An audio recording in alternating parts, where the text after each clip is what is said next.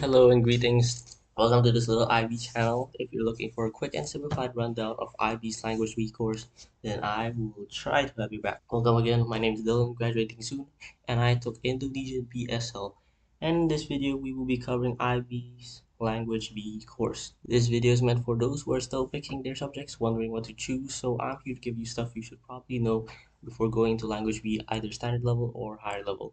Please do note that while this video gives a rough rundown of Language B, it may not work as a review, but you can be the judge of that. So I have this little document today I have made prior to this recording that I'll be going through about Language B.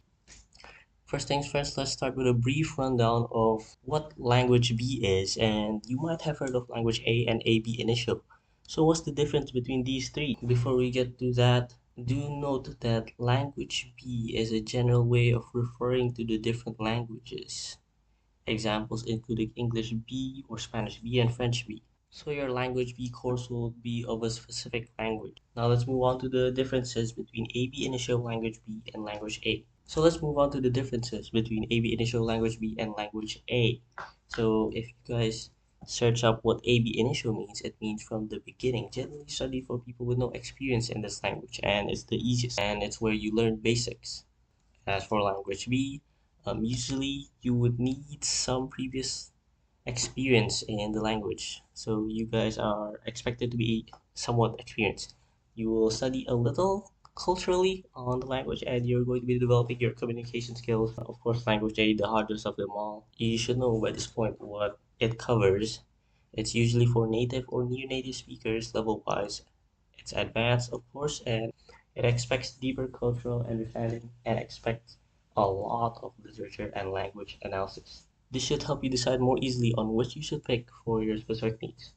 Basically, all of them have generally the same things though: reading, writing, listening, and speaking, just at different levels. Now let's move on deeper to what Language B is. So what Language B is, you should know that in Language B, as said before, you are expected to have prior knowledge. Language B can be either separated to SL or HL, just like any other course. And I will be differentiating these two. Let's begin with what is common in SL and HL for the Language B course. First off is the aim. For Language B, through this course, you are aiming to improve practical language use, develop cultural understanding and international mindedness, and build confidence in expressing opinions, narrating, comparing, explaining. Generally, whether it be for reading, writing, speaking, or listening, you will eventually come to be familiar with themes. During my experience with Language B, they were incredibly relevant and important. Maybe you could start memorizing them now for Language B. Five themes are identities, experiences, human ingenuity, social organization, sharing the planet. And basically, with these themes, you are going to be studying grammar and vocabulary with a specific context, audience, and purpose in mind. You will be exposed to authentic texts and a wide range of writing or speaking tasks. Here is a table I took from www.ibu.org.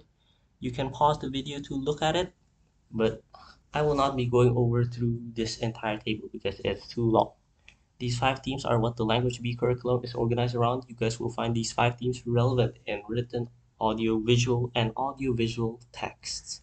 For the assessments, now the assessments, of course, basically you can look at this assessment model right over here, but basically assessments can be divided into two, either external, which are written exams, or internal, which are oral exams. External, you will be having either paper one or paper two. Paper one would be writing. You are going to make use of your skills in writing texts, such as emails, diaries. As for paper two, you're going to be listening or reading. In the internal or oral tests, though, it is not the same for both of them. More on that later. So speaking of these differences, let us go through more differences. The first difference is that the time suggested to be spent learning the entirety of Language B is different for SL and HL subjects. This does not apply to only language courses or Language B, but also for any other course or subject. HL is recommended to have 240 teaching hours in comparison to SL's 150 teaching hours. Moving on to Language B, the Language B will need you to study two literary works written originally in the target language or studied language. For example, English B, you would be studying literary works originally written in English.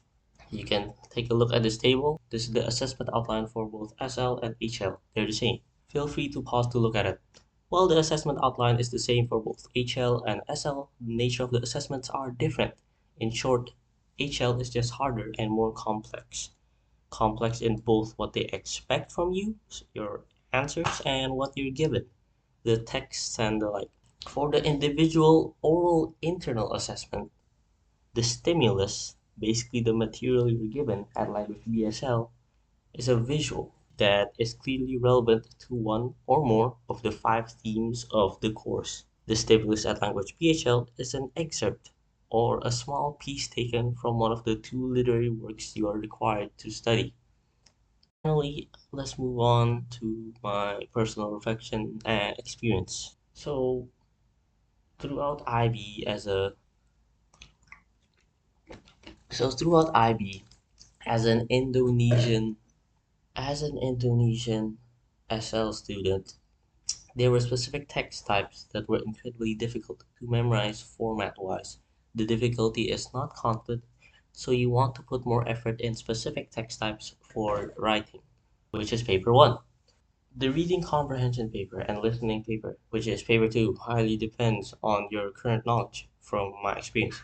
It is hard to learn or study for it and get better at it. You have to study the language on your own, expanding your vocabulary and language understanding. For example, I had difficulties because in one of my in one of my practice tests, I had to basically they required a lot of understanding from you.